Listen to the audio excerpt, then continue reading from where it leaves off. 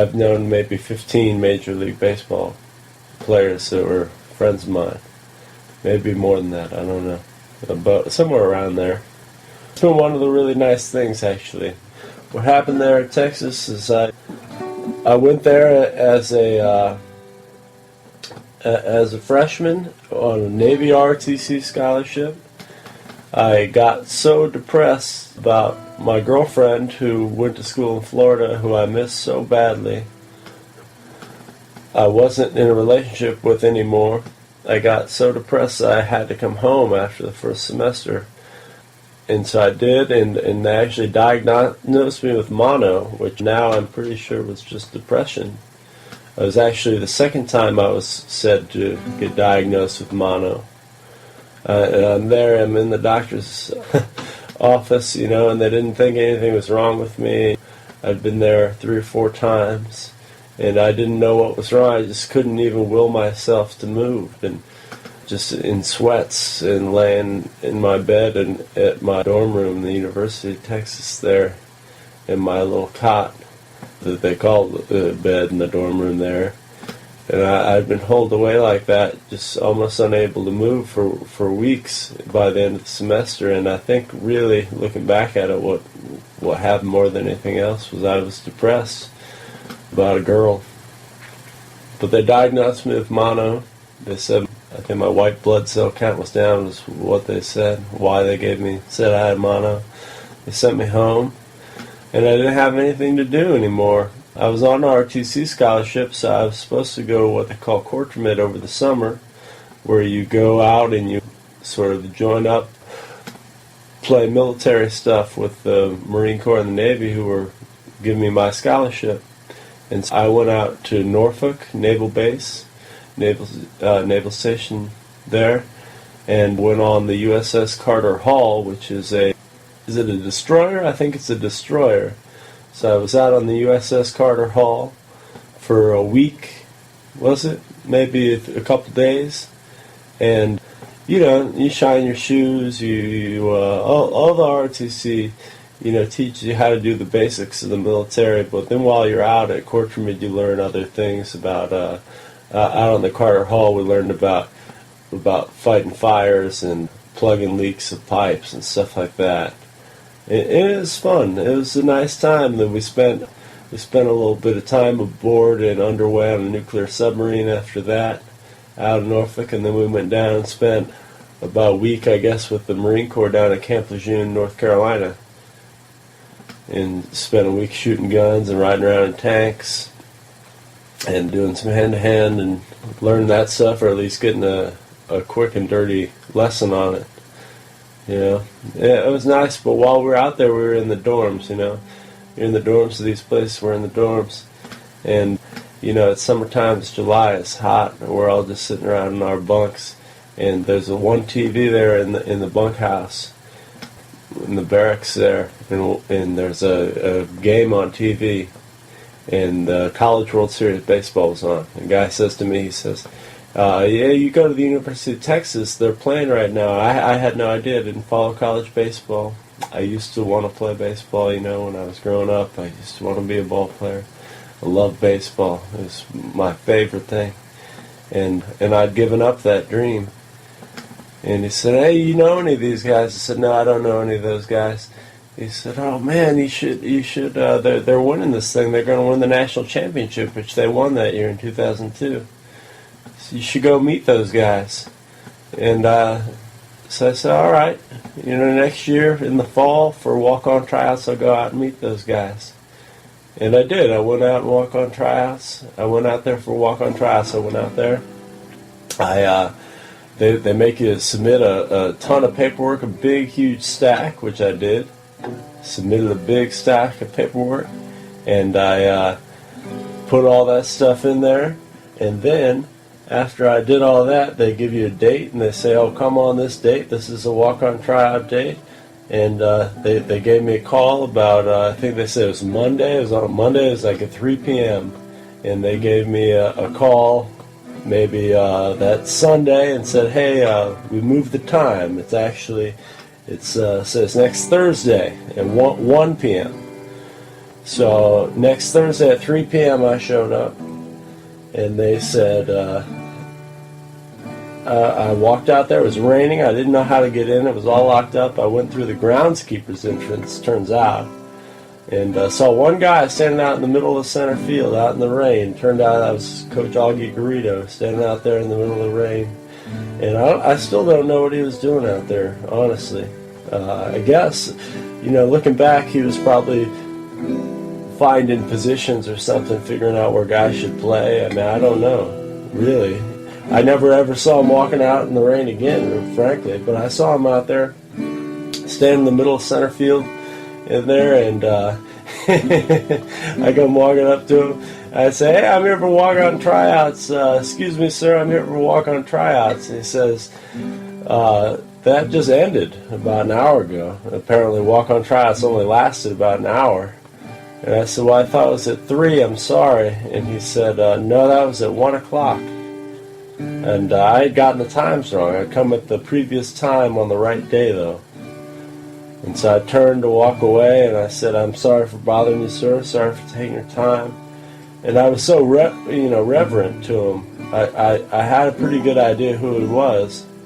And Coach Augie Garrido, if you look him up, is a 5-time national champion, and also I believe is the first college baseball coach to ever have $1 million contract too, which is pretty significant when you think about it, and when you learn where he came from, what his life is like, to get there too, is pretty amazing, just how he grew the sport as well.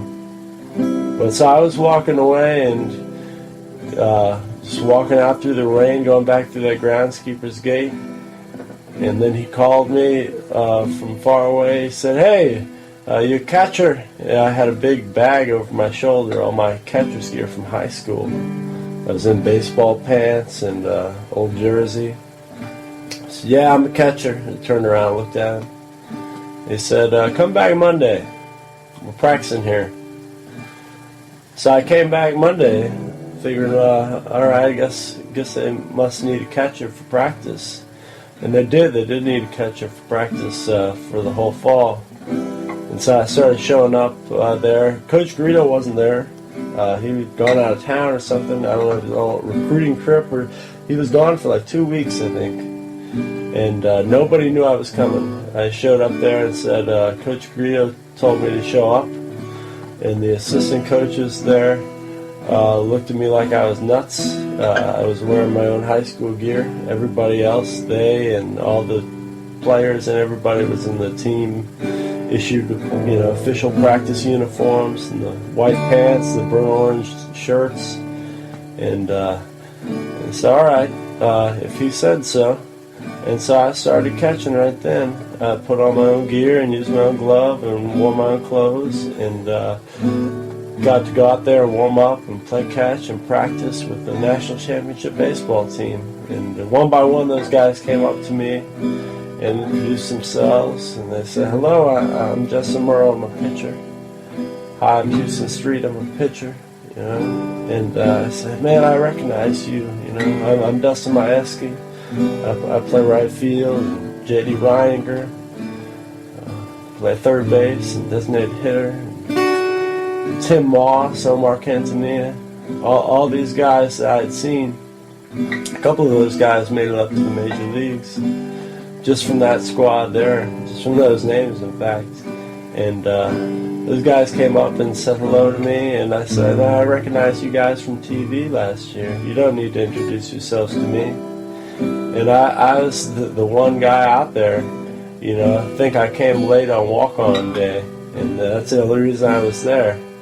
I thought, man, that's great. I left there, and I called my dad. I said, "Dad, my dad's a big baseball guy. In fact, my folks, they're divorced. I've been divorced my whole life since I was 4. The one thing me and my dad had, always, the baseball, He lived in California since I was a little kid. He moved out there when I was 5. He would come back to coach my Little League team in the spring. Fly in every weekend. I'm not kidding. From California to Virginia. I mean, every weekend, all spring long. And he did that from when I was like 5 or 6 until I was 17, 18 years old. He flew back every weekend in the spring. He commuted out there to work. And sometimes he'd fly back for midweek games, you know. So I called him up and said, Dad, you won't believe this. I just played catch, and I caught these pitchers. I practiced with the national championship baseball team. All these guys, and they were so nice to me. And I had to practice with them, and the practice ended, and we broke, and we held up the Longhorn, the hook 'em horns, at the end of practice, which is what we do. We break out. And it's like a hand symbol for you guys who are not from Texas. And he said, that's great, that's great. Did they invite you back for tomorrow? I said, what do you mean? No, they didn't say anything. They didn't say anything about tomorrow. I just thought that was great, and that was a nice day, and man, that was so cool. And he said, well, what are you going to do? You going to go back tomorrow? I said, what, are you crazy? I wouldn't go back tomorrow. They didn't invite me back tomorrow. What do you... He said, no. And I thought about it, you know. I thought about what he said, and thought, he's got a point, you know. I mean, this is a big school. There are a lot of people on it, you know, and yeah, they didn't invite me back, but like, you know, they didn't tell me to leave either, so maybe I should just keep showing up until they tell me to go home. And, you know, the worst that could happen is I walk out of there with my tail between my legs, you know. They said, what are you doing back here, or something like that, you know. So I went back there with all my gear and my own baseball clothes for the next day for practice, you know, at the same time, and then practice again, and we practiced, and nobody said anything to me afterward. And we broke out, and they all went to the locker room, and I walked back out through the groundskeeper entrance. It was the only way I knew how to get in and out of that place. But, you know, no one said anything to me the whole practice, you know. And that went on like that for, I don't know, over a week. And Coach Garrido still wasn't back. And man, I was scared every time I walked out there every day. You know, somebody was going to say, what are you doing here? Why do you keep coming? Or something like, no one ever said any of that, you know. I was afraid it was going to happen one day, you know. What on earth are you doing here? You know, I just thought it was the coolest thing in the world to get to practice with those guys and be out there every day. You know, I thought my baseball days were over. I was a sophomore in college. I hurt my shoulder my junior year of high school. Really hadn't played baseball since. So, you know, I thought my baseball days were done. You know, I was playing on house money. I didn't care. It was just so good to be out there and be a ball player and be with those great baseball players, you know, who I knew some of them were going to be big-time professionals, you know, and I knew there was national championship talent out there, and I knew I wasn't that good, you know. And that was just so cool, out there throwing with those guys, and man, just seeing those guys even take infield, you know, whip that ball around so fast, and man, those guys could hit it hard. So I just kept going out there every day. One day, this guy Buck Cody, who's one of the pitchers, he says, "Hey, you should come look in the locker room with me." And I went in there, and I hadn't been in there. I've been afraid to go in the locker room because I was certain, you know, the baseball locker room is behind the dugout. They call it clubhouse. If you don't know much about baseball, clubhouse. And it is, because you hang out in there. It's not just a locker room, you know, it's chairs and TVs, and it is kind of a clubhouse. And you can't really go in there unless you're on the team. And it's a hangout, you know. It is a clubhouse. It's like kids, you know. And the Major League Clubhouse guys hang out in there. They used to play cards. They have signs all over the place say no gambling, you know, in Major League clubhouses. It really is a clubhouse, you know.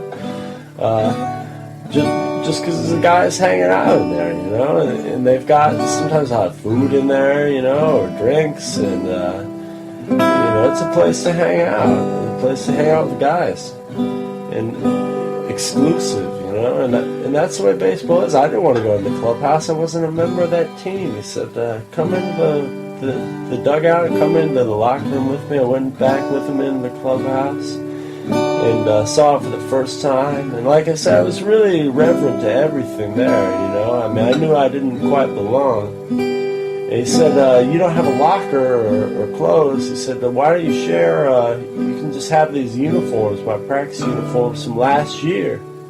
So I took his practice uniforms and his a pair of white practice pants and an orange jersey like everybody else had. And I put that on and went to practice in that day. And then put it in the wash in the clubhouse with everybody else's stuff. He let me share his locker. And that was Buck Cody, number 46, a pitcher. Best friends with Houston Street. And Seth Johnson, who later became our starting shortstop. And Houston made it up as a relief pitcher. He's still up right now, in fact, I think with the Rockies maybe. And nice guy. Buck, man, Buck was such a great guy. Nobody else reached out to me like that, you know. And Buck in Houston actually took me out to dinner that night and said, man, you're going to love this. You're going to love being on the baseball team, man. And I said, guys, I'm not on the baseball team. No one said anything to me. I'm just a guy out there at practice. Nobody said this. No, man. You're on this team, man. We're gonna win some more jewelry for you. We're gonna walk into that bar over there. We were eating dinner. They pointed to a bar across the street, a little frat bar. And they said, you're gonna go in there with all your jewelry one day, a year from now. Go up to, you know, the hottest girl in there who's in there with her fraternity boyfriend. And you're gonna say, "Beat it, geek," and have this big ring on your finger. Beat it, geek. That's what they said. I like that. And yeah. And I said, man, what are you guys talking about? He said, no. You're going to be on the team, man. I'm telling you, they're going to keep you. I had no idea. Coach Garrido, he hadn't quite come back yet. It'd just been me out there practicing, and now I was getting to wear the uniform like the other guys, but only because Buck had given me an extra one, you know. Nobody had given me anything else. No one had really even talked to me. And I knew one thing that Houston told me, Houston and Buck, was that we usually carried 35 players, 35 guys in the roster. And right now they had 35, it was full. But that there was one guy that Houston thought they were going to cut, a pitcher. I won't say, well, his name's Luis Cortez, actually. Luis Cortez. Now, I don't know Luis very well. I think he's a nice guy, I assume. I hope he's doing well. I actually think he transferred to the University of Arizona eventually and ended up pitching there. And I hope he graduated and is living a nice life. But what happened was Houston said, man, we got this one guy who just isn't getting along with everybody else. He's just not fitting in. And they don't take that here. If a guy's not fitting in, a guy's not pulling his weight on the team, or, you know, there's something like that, they're going to get rid of him, and everybody likes you. And we think you're going to take his place. And Coach Garrido came back a few days later. We're at practice. At a practice, he called everybody into the clubhouse for a team meeting, last meeting of the fall. And he said, all right, everybody in the clubhouse. And I thought, man, should I go in there? So I knew I was going to go in there and sit down, you know, and he was going to be in mid-speech, and he was going to turn and point that bony finger at me and say, wait a minute, I said team. Who are you? You're not on the team. What are you doing here? Who is this guy? And everybody would look around and say, we don't know. He's been here practicing, you know.